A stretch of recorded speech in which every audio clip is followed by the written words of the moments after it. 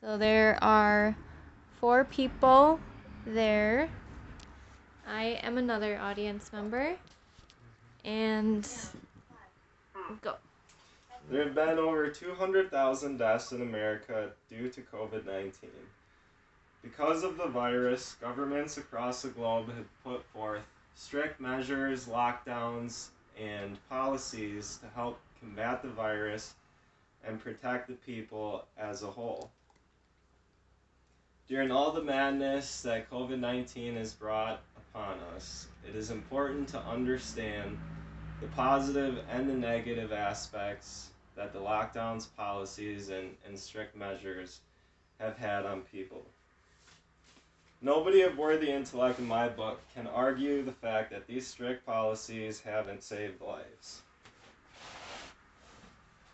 So this is a illustration done by the Imperial College of London, showing that 11 European countries have averted a certain amount of deaths and have incurred a certain amount as well too. So if you look in the red here, this is the amount of deaths in these 11 European countries that have been occurred, and in the blue it is a projection of how many that have been averted from. So as you can see, it's a pretty good sign that about 3 million deaths from this projection have been averted due to the strict measures and lockdowns.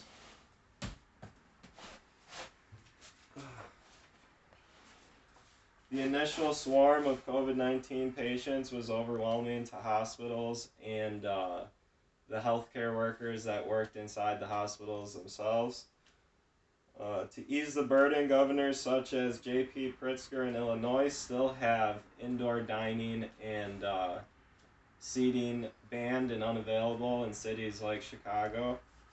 Policies such as these have saved lives and opened up rooms inside of hospitals, but have undoubtedly killed businesses, especially in the restaurant and hospitality sectors. So this is a study from the Bureau of Labor and Statistics showing that in the leisure and hospitality sector, 7.6 million people had lost their jobs in the month of April. In the education and health services, 2.5. In the professional and business services, 2.1. In manufacturing, 1.3 million people lost their jobs, which is interesting to me because I have a friend that makes commercial ovens for a manufacturing company that has been laid off because it kind of goes hand in hand with leisure and hospitality and restaurant industry. They aren't making commercial ovens for restaurants because restaurants are either banned from opening or have certain capacity rules or things of that nature. Unfortunately, young Americans have been mostly affected when speaking on the unemployment issue.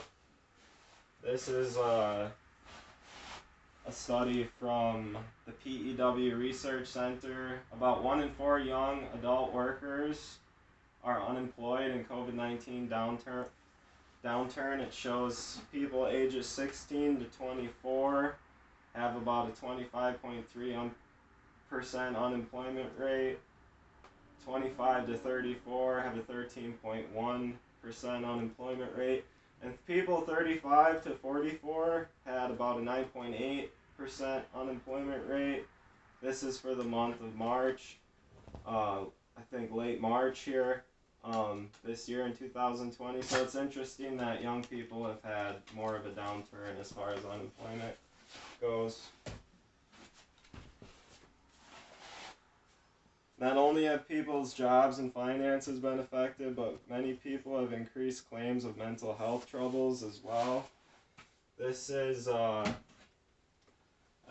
illustration from the Center of Disease and Control showing that during late June, 40% of U.S. adults reported struggling with mental health or substance use. People with anxiety and depression symptoms claim to be up 31% in America. People that have seriously considered suicide is up 11%.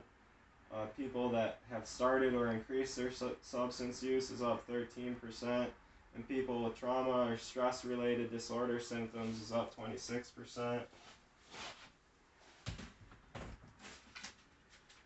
So it will be interesting to see the future measures that will be put forth and put into place now, because the disease seems to be running rampant again.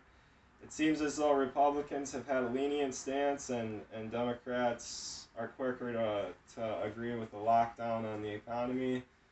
I think there's valid points on each side when speaking on a lot of the policies that have been put in place. There is no doubt that the lockdowns have saved lives but killed jobs and businesses. At the end of the day, nobody's perfect in my book, but to have the public's greater good and good intentions for the public is most important.